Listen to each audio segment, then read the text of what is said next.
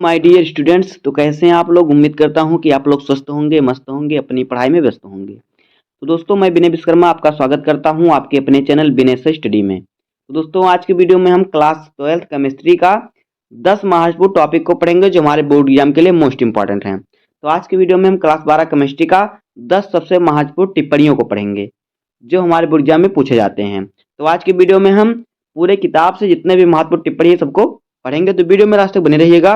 अगर आपको वीडियो पसंद आए तो वीडियो को लाइक कर दीजिएगा और चैनल पर नए हैं तो सब्सक्राइब कर दीजिए, क्योंकि बोर्ड एग्जाम के हर इंपॉर्टेंट टॉपिक का वीडियो आपको इस चैनल पर मिलता रहेगा। तो ये वीडियो को स्टार्ट करते हैं। देखिए, पहला टिप्पणी हमारा क्या है, यहाँ पे देखिए।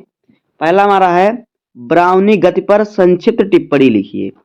तो देखिए, ब्राउनी गति क्या होती है। देखिए, कोलाइडी विलयन में कोलाइडी कण सदैव टेढ़ी मेढ़ी गति करते हैं रहते हैं। जो कोलाइडी कण होते हैं टेढ़ी मेढ़ी गति करते रहते हैं।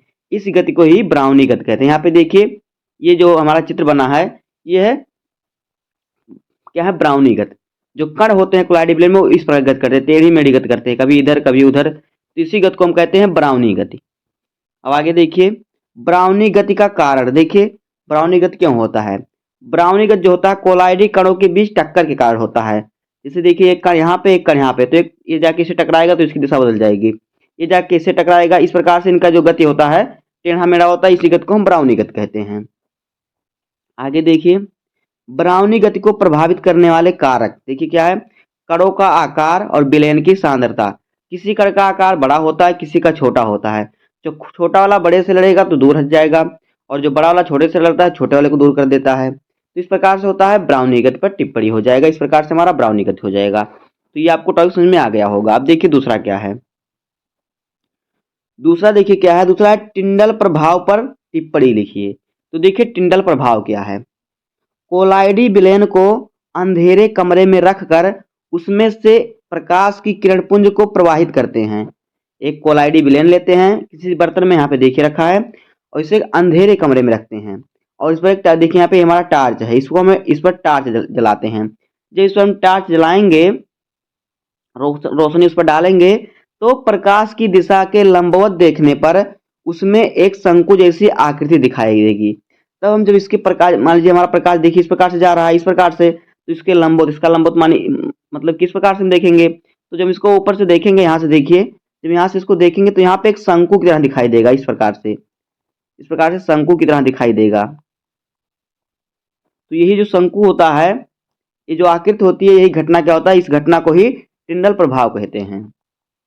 कोलाइडी विलयन को अंधेरे कमरे में रखकर उस पर हम प्रकाश किरण पुंज को प्रवाहित करेंगे, तो उसकी दिशा के जब लंबवत हम देखेंगे तो उसमें हमें शंकु जैसा आकार दिखाई देगा। यही जो घटना होता है टिंडल प्रभाव होता है। तो ये जो है टिंडल प्रभाव पर टिप्पणी। अब आगे देखिए, तीसरा देखिए क्या है। तीसरा है वैद्युत कण संचलन पर संक्षिप्त टिप्पणी लिखिए। तो देखिए, वैद्युत कण संचलन क्या होता है। देखिए, जब कोलाइडी विलयन में विपरीत आवेशित इलेक्ट्रोड को रखा जाता है, विपरीत यानी एक प्लस एक माइनस को, विपरीत आवेश यानी एक प्लस एक माइनस को, तो विपरीत आवेशित इलेक्ट्रोड को रखा जाता है, तो वैद्युत क्षेत्र के प्रभाव में कोलाइडी कण विपरीत आवेशित इलेक्ट्रोड की ओर गति करने लगते हैं। क्या करते हैं, जो विपरीत आवेशित इलेक्ट्रोड होता है उसकी ओर क्या करते हैं, उसकी तरफ ये करते हैं, गति करने लगते हैं। इस क्रिया को वैद्युत कण संचलन कहते हैं। देखिए, जब कोलाइडी विलयन में विपरीत आवेश, यानी विपरीत मतलब कि एक प्लस एक माइनस का, एक पे प्लस आवेश हो एक पे माइनस का आवेश हो, तो दोनों विपरीत हो गए, तो विपरीत आवेशित इलेक्ट्रोड को रखा जाता है। तो वैद्युत क्षेत्र के प्रभाव में कोलाइडी कण जो होते हैं विपरीत आवेशित इलेक्ट्रोड की ओर गति करते हैं। जैसे मान लीजिए ये देखिए हमारा है, तो जो यहाँ पे देखिए ये हमारा प्लस इलेक्ट्रोड है, ये माइनस इलेक्ट्रोड है, और ये प्लस इलेक्ट्रोड है। तो जो प्लस के कण होते हैं, जो कोलाइडी कण धन आवेशित होते हैं, वो माइनस की तरफ गति करते हैं, और जो ऋण आवेशित होते हैं वो प्लस की तरफ गति करते हैं। यही जो घटना होती है, क्रिया होती है, वैद्युत कण संचलन कहलाता है। अब आगे देखिए, अब देखिए चौथा टॉपिक क्या है, स्कंदन। तो देखिए स्कंदन क्या होता है। देखिए, जब कोलाइडी कणों पर आवेश को ही क्या करते हैं, आवेश को हटा लिया जाए, जब कोलाइडी कण से जो कण होते हैं उनमें से आवेश को हटा लिया जाए, तो ये कोलाइडी कण एक दूसरे से संयुक्त होकर एक बड़े कण का निर्माण करते हैं। इस प्रक्रिया को स्कंदन कहते हैं। देखिए, इस प्रकार से कण है, किसी पे धन आवेश होता है तो किसी पे ऋण आवेश होता है, इस प्रकार से कोलाइडी कण होते हैं। लेकिन अगर हम इस पर से आवेश हटा दें, ना धन आवेश रहे ना ऋण आवेश रहे, तो ये क्या करेंगे, ये सभी जुड़कर एक बड़े कण का निर्माण कर देंगे। तो यही घटना जो होता है स्कंदन कहलाता है। अब आगे देखिए अगला क्या है। अगला है अपोहन। तो देखिए अपोहन क्या होता है। देखिए, जब अशुद्ध सॉल को अर्धपारगम झिल्ली में भरकर जल से भरे पात्र से लटका दिया जाता है। जब अशुद्ध सॉल्स को अर्धपारगम झिल्ली में भरकर जल से भरे पात्र में लटका दिया जाता है, जिस प्रकार से आपको चित्र में दिख रहा है, तो अशुद्धियां धीरे धीरे जल में विसरित हो जाती हैं तथा शुद्ध सॉल थैली में शेष बच जाता है। इस प्रक्रिया को अपोहन कहते हैं। देखिए, जो आपको नीले कलर का दिख रहा है ये है अर्धपारगम झिल्ली, और जो आपको ये दिख रहा है ये एक बर्तन है, और बर्तन में हमने जल भरा है। जब बर्तन में जल हमने भरा है और हमने क्या रखा, अर्धपारगम जो झिल्ली हमारी, इसमें हमने अशुद्ध सॉल को रखा है, जिसमें धूल के कण मिट्टी सब मिले हुए हैं। तो जब इसको हम इसमें डुबा देंगे, इस प्रकार से लटका देंगे, तो जो धूल के कण होगी, गंदगी होगी, जो अशुद्धियां होगी, वो धीरे धीरे घुलकर इस पात्र में रह जाएंगी, यानी जल में मिल जाएंगी, और जो हमारा शुद्ध सॉल होगा अर्धपारगम झिल्ली में बच जाएगा। तो ये अर्धपारगम झिल्ली में क्या हो जाएगा, बच जाएगा। इस प्रक्रिया को अपोहन कहते हैं। अब आगे देखिए, 6वां नंबर है पेप्टीकरण। तो देखिए पेप्टीकरण क्या होता है। देखिए, जब किसी ताजे बने अवक्षेप में किसी विद्युत अपघट्य या विलायक को मिलाते हैं, तो उसकी क्रिया द्वारा अवक्षेपिक कण कोलाइडी अवस्था में परिवर्तित हो जाते हैं। इस परिवर्तन को पेप्टीकरण कहते हैं। जो पदार्थ मिलाया जाता है उसे पेप्टी कारक कहते हैं। देखिए, कहने का मतलब है कि जब किसी ताजे बने अवक्षेप में किसी विद्युत अपघट्य या किसी विलायक को मिलाते हैं, तो उसकी जो क्रिया होती है, उसकी क्रिया द्वारा जो अवक्षेपिक कण होते हैं कोलाइडी अवस्था में बन जाते हैं, परिवर्तित हो जाते हैं, बदल जाते हैं। इस परिवर्तन को क्या कहते हैं, पेप्टीकरण कहलाते हैं। जो पदार्थ में मिलाया जाता है वो होता है पेप्टी कारक होता है, जिसके कारण ये पेप्टीकरण होता है। इस प्रकार से हो जाएगा पेप्टीकरण। अब देखिए अगला 7वां नंबर है हार्डी-सुलजे का नियम। तो देखिए, इस नियम के अनुसार, यानी कि हार्डी-सुलजे नियम के अनुसार, किसी आयन की संयोजकता जितनी अधिक होती है उसकी स्कंदन करने की क्षमता उतनी ही अधिक होती है। जिसकी आयनन संयोजकता क्या होगी, अधिक होगी, उसकी स्कंदन क्षमता भी अधिक होगी। तो देखिए यहाँ पे है Al3, यानी एल्यूमिनियम की यहाँ पे जो है क्या है, आयनन संयोजकता अधिक है, किससे, बेरिलियम से। तो सबसे अधिक जो स्कंदन की क्षमता होगी एल्यूमिनियम की है, फिर बेरिलियम की, फिर सोडियम की है। इस प्रकार जिसकी आयनन, यहाँ पे देखिए, जिसकी आयनन संयोजकता अधिक होगी वह अधिक स्कंदन भी करेगा। अब देखिए अगला क्या है, स्वर्ण संख्या।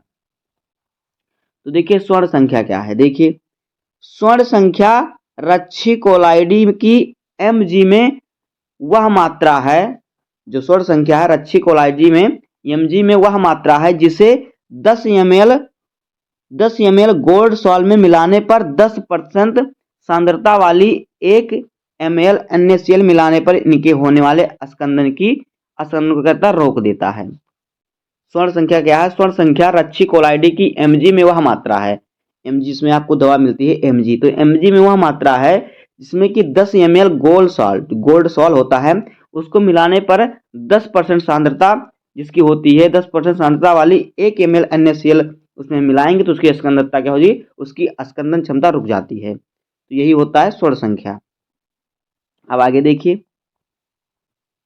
अगला है एंजाइम उत्प्रेरक। तो देखिए, जब किसी रासायनिक अभिक्रिया में कोई एंजाइम उत्प्रेरक के रूप में कार्य करके अभिक्रिया के वेग को बढ़ा देता है तो उसे एंजाइम उत्प्रेरक कहते हैं। एंजाइम उत्प्रेरक क्या होता है कि जब किसी रासायनिक अभिक्रिया में कोई एंजाइम उत्प्रेरक के रूप में कार्य करके अभिक्रिया के वेग को बढ़ा दे तो उसे एंजाइम उत्प्रेरक कहते हैं। अब देखिए 10वां नंबर क्या है। देखिए क्या है, द्रव स्नेही तथा द्रव विरोधी कोलाइड किसे कहते हैं। द्रव स्नेही व द्रव विरोधी कोलाइड। तो देखिए पहले देखते हैं द्रव स्नेही कोलाइड क्या है। देखिए, ऐसे कोलाइड पदार्थ जो किसी विलायक के संपर्क में आकर शीघ्रता से कोलाइडी विलयन बनाते हैं। ऐसे कोलाइडी पदार्थ जो किसी विलायक के पास या संपर्क में या उससे मिलकर शीघ्रता से कोलाइडी विलयन बनाते हैं उन्हें द्रव स्नेही कोलाइडी कहते हैं। क्या कहते हैं? द्रव स्नेही कोलाइड। ये कोलाइड विलयन प्रायः अस्थायी होते हैं, जैसे कि प्रोटीन, स्टार्च और एंजाइम आदि। तो ये हो गया द्रव स्नेही कोलाइडी विलयन। अब देखिए द्रव विरोधी कोलाइड। तो देखिए ऐसे कोलाइडी विलयन जो किसी विलायक के संपर्क में आकर शीघ्रता से कोलाइडी विलयन नहीं बनाते उन्हें द्रव विरोधी कोलाइड कहते हैं। ये कोलाइड विलयन प्रायः अस्थायी होते हैं, जैसे कि धातु सल्फाइड आदि। अब देखिए अगला हमारा 11 नंबर क्या है।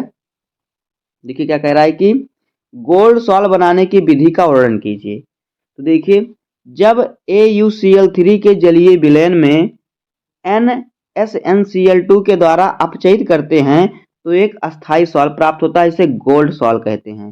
देखिए किससे मिलाएंगे? 2AuCl3 प्लस 3SnCl2 मिलाएंगे तो हमारा बनेगा 2Au प्लस 3SnCl4, तो ये हो जाएगा गोल्ड सॉल्ट। इस प्रकार से गोल्ड सॉल्ट बनता है। तो बस दोस्तों आज की वीडियो में इतना ही। उम्मीद है कि आपको वीडियो पसंद आया होगा। अगर आपको वीडियो पसंद आया हो तो वीडियो को लाइक कर दीजिएगा और चैनल पर नए हैं तो सब्सक्राइब कर दीजिए, बेल आइकन को प्रेस कर दीजिए, जिससे कि बोर्ड एग्जाम के हर इंपॉर्टेंट टॉपिक का वीडियो आपको इस चैनल पर मिलता रहेगा। तो मिलते हैं किसी नेक्स्ट वीडियो में, तब तक के लिए धन्यवाद। जय हिंद।